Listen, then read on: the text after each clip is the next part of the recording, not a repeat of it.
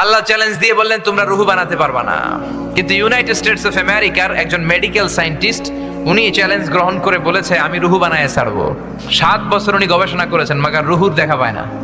মুমূর্ষু রোগী নিয়ে ওনার কাজ, কখন যে দেহ থেকে রুহুটা উড়াল দেয় টেরই পাওয়া যায় না।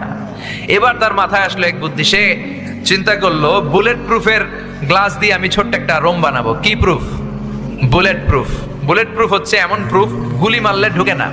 এই যে আমাদের মাননীয় প্রধানমন্ত্রী মহোদয়, রাষ্ট্রপতি মহোদয় যে গাড়িতে চড়ে, এই গাড়িগুলো বুলেট প্রুফ, কেউ গুলি মারলেও ঢুকবে না, ঠিক কিনা?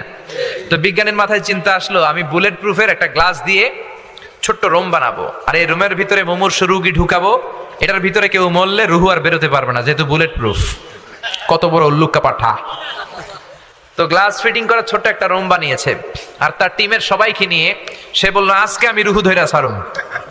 রুহু কেমনে বেরোয় আমি দেখবো, কারণ বুলেট প্রুফের গ্লাস দিয়ে, টেম্পার গ্লাস দিয়ে আমি ছোট্ট রুম বানিয়েছি, এটার ভেতরে মুমূর্ষু রোগী ঢুকাবো।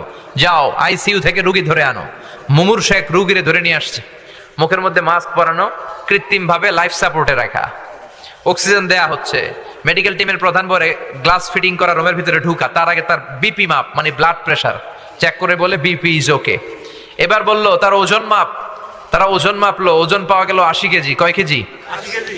এবার বললো ওকে, বিপিও ঠিক আছে, ওজন 80 কেজি। এবার গ্লাস ফিটিং করা রুমের ভিতরে ঢুকায় দেয়, দেখি রুহু কেমনে বেরোয়।